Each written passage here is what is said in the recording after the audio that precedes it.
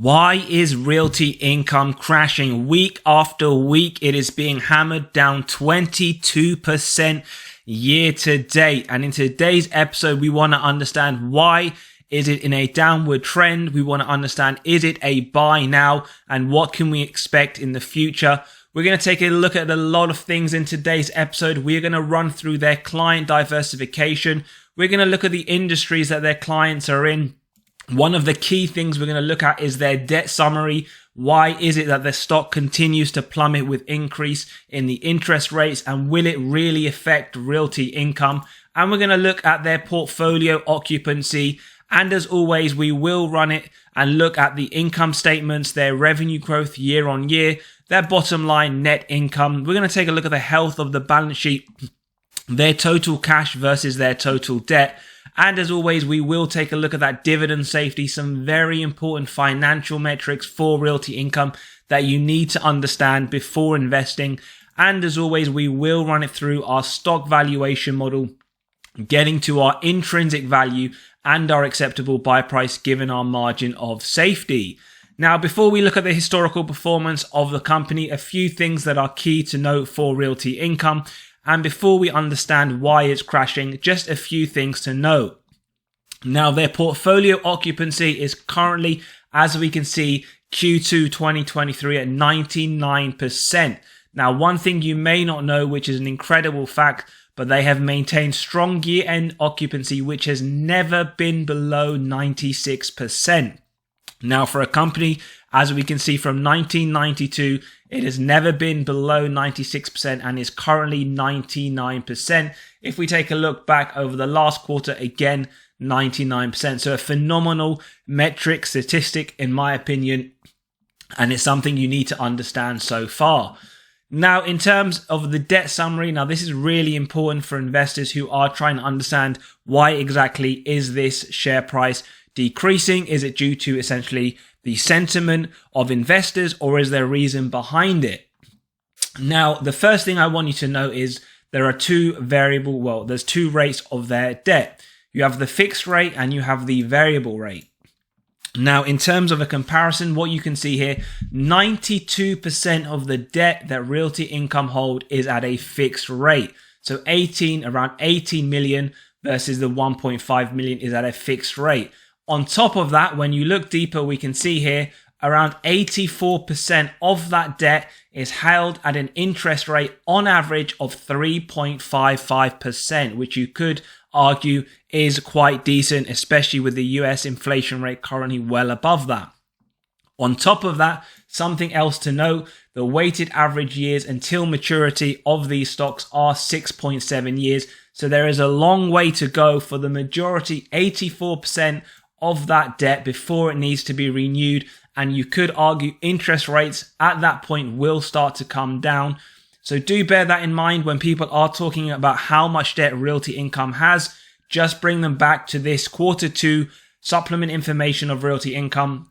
92% of what they hold is at a fixed rate, with 84% of that at an interest rate of 3.55%, 6.7 years until maturity where they need to renew it. And on top of that, if you want to look at the whole debt as an average, 3.79% of interest with 5.9 years across the whole debt until maturity. Now, I know a lot of people will be saying we don't know where we will be in 6 years. That's very true. But at the same time, with the inflation rate and interest rates expected to come down, if I had to be a betting man, I would expect it to be well below this 3.8% on average that we see today. Now, moving on, another thing where essential investors do worry is that client diversification. So let's take a look at their top 20 clients. Now, yes, one thing to note, the first few clients, Dollar General, Walgreens, all companies we've reviewed on the channel have had a hard time. Some of them closing their stores, some of them having a lot of theft and shrinkage and their share price hitting rock bottom. But just a few things to note, 3.8% of their total essential rent is with any one company, the max essentially across the board. So Dollar General 3.8%, Walgreens 3.8%. But you have to ask yourselves as investors, do you see any of these companies going completely out of business?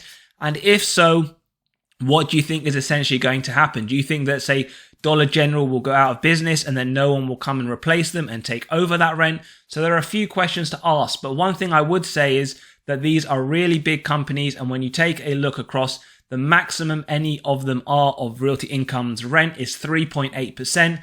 And I would take you straight back to this graph. On average, we can see there has been no year or quarter end where it's been below 96% occupancy. So that's one thing to bear in mind. On top of that, when you look at the industries, you can see they are well diversified. The highest essential holding they have is convenience stores at 11%. Then you have grocery stores at 10%. So you just have to ask yourself as investors or potential investors, do you see not only any of these businesses going out of business, but do you also see a whole industry being wiped out? Do you suddenly see drugstores being wiped out, Realty Income losing 5.8% of their rent? Do you see home improvement stores? Do you see grocery stores, dollar stores? And if the answer is yes, you have to ask yourself another question. Do you see another business taking their place and coming in and replacing them? And that will have some kind of effect as to whether or not, based on what we discussed right now, this is an investment opportunity. So now let's take a look at the performance year to date. Horrible performance of any investment, down 22% year to date. Now, personally, just to be transparent, I do have holding in Realty Income. So for me, I see this as an opportunity to acquire shares at a lower rate. Year to date, 22% negative. Now it is right there at the 52-week low, and it has continued to make lower lows over the last few weeks. Dividend forward yield, 6.15%. Very, very high in my opinion, and very, very good to see as an investor who's looking to add more. Now, over the last 10 years, they've only been up around 30%. Granted, that doesn't include those dividends reinvested. But what we want to understand is over the next 10 years, can we see this growth rate, see this share price double, triple, or even quadruple looking at these really low prices? Is it in fact a cheap price? And can we expect to see this yield on cost double digits, 10, 12, 13, 14% over the next few years? Now, jumping into their income statements, what we typically like to see for REITs is 5 to 10% growth year on year. December 2018, around 1.3 billion on the top line. And 5 years later, 3.3 billion. So nearly 3 times as much growth on the top line over the last 5 years. And on top of that, when you look on a more granular level, you see some nice growth year on year, which is very positive to see in my opinion. Now looking at the bottom line, the net income, how does that compare directionally as well? 364 million in 2018, bottom line net income. December 2022, just under 3 times growth at 870 million. So very nice to see the growth. But again, bear in mind on a more granular level, we see some inconsistencies where 2018 to 19 it increases. 2019 all the way to 2021, we see the decrease, and then it picks up quite dramatically in 2022. So slight inconsistencies there on the income statement and especially the bottom line. Now, what I always like to do is a quick health check on the balance sheet, total cash versus total debt. Well, 2018, 10 million of cash sitting on the balance sheet. 5 years later, latest quarterly report, 254 million. So they are holding around 25 times as much cash as they did 5 years ago.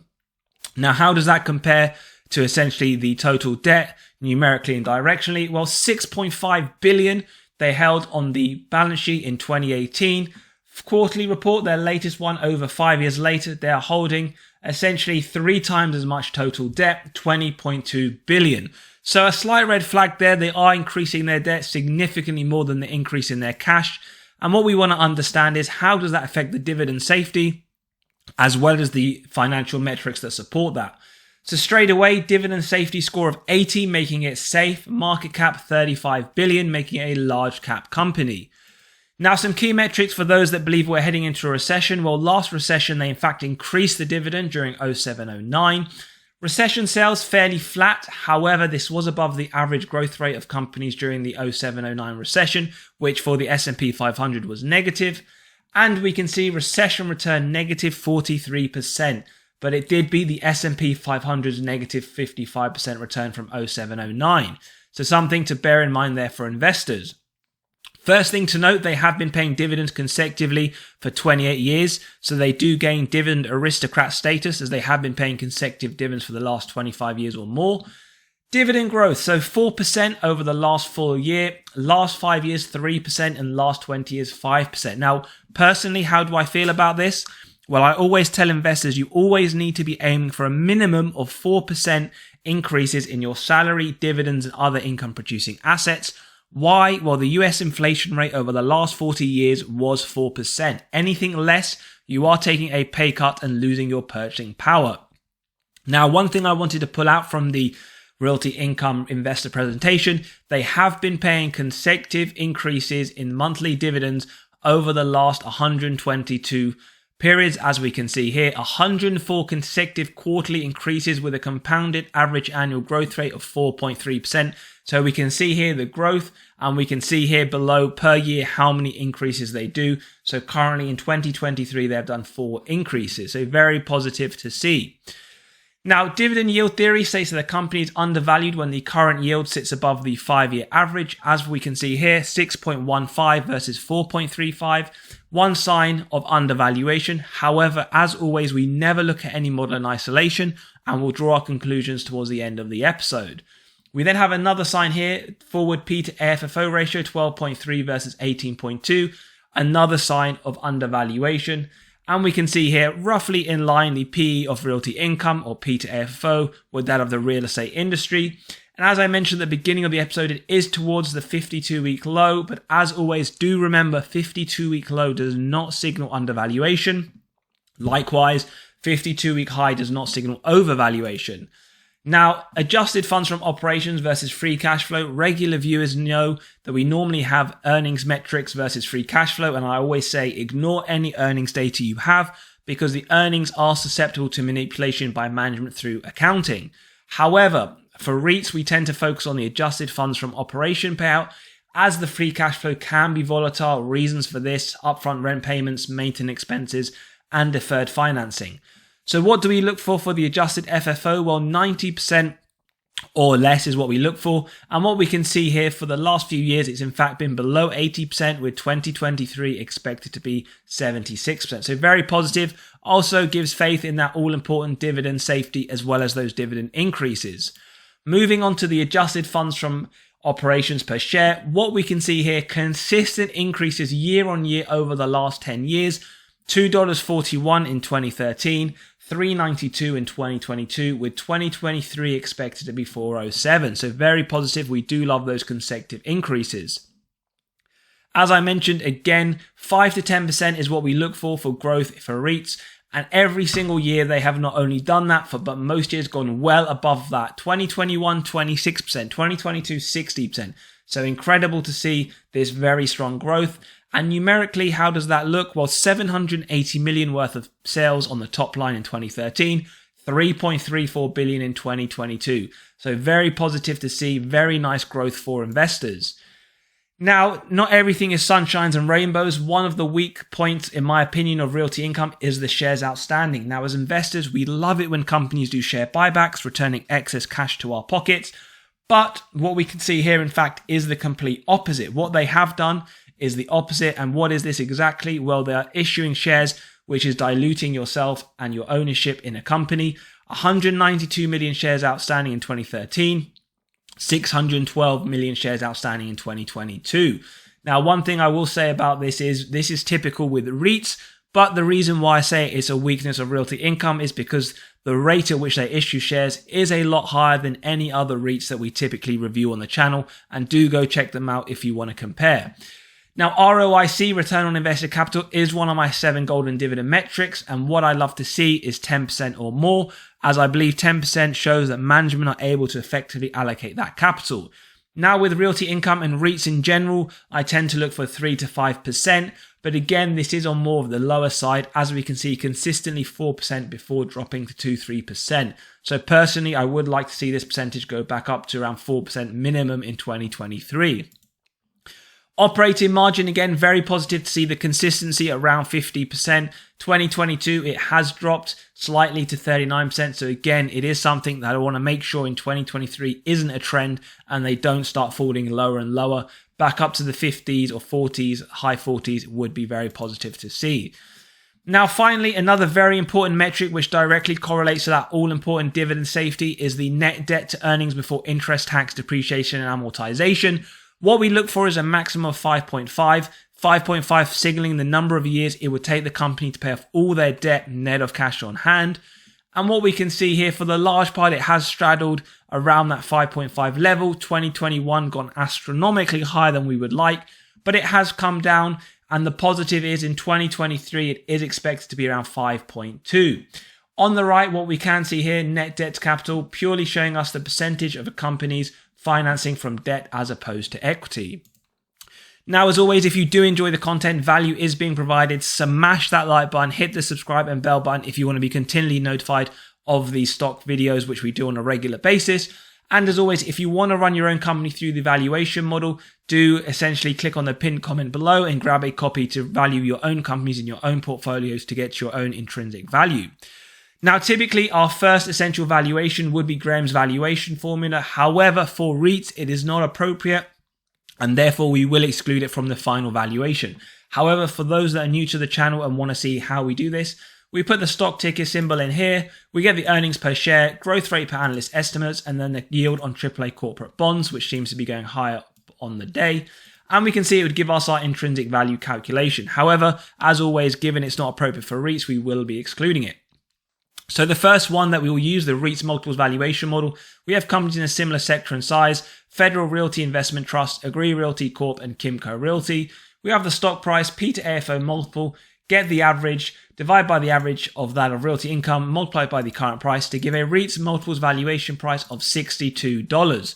Now we can see that's some significant upside to the current trading price, but within that 52-week price range. So there are signs of strong undervaluation to the current market value. But as always, we never look at any of these models in isolation and we'll draw our conclusions at the end of the episode.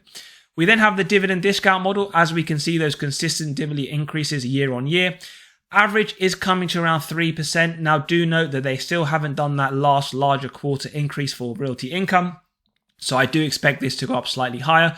Therefore, I believe that this is essentially the average growth rate, as I do believe this year's increase will bring this up to around 3.25. So I've personally stuck with the average, though as always, if you do believe you can justify a higher percent or want to be more conservative and get a lower percent, do grab a copy of the model in the pinned description below to get your own figures based on your own estimates and judgments. However, based on mine and what we've run through, we're getting to a DDM price of $67. Again, significant upside, significant undervaluation to the current market price, and right there at that 52-week high. Don't forget, if you are locking in these high yields and the price does go up, then your yield on cost will go up over time. We then have the discounted cash flow, the third and final model with the free cash flows year on year. We have the average growth rate, and the growth rate forward looking per analyst estimates coming in at slightly lower or significantly lower. Again, if you do want to change the percentage, do grab a copy of the model to get to see what your price would be. We then use the discount rate to get the present value of future free cash flows and terminal value. Add that with the cash, subtract total debt, and then we get to our equity value. Divide that by the shares outstanding, gives a DCF price of $64. Again, significant upside to the current trading price and slightly lower than that 52-week high seen not too long ago. So now we get to the intrinsic value, which is the average of the three models we have just run by. And if you do enjoy the content, value is being provided, smash that like button. It really helps the channel and it is free just to click.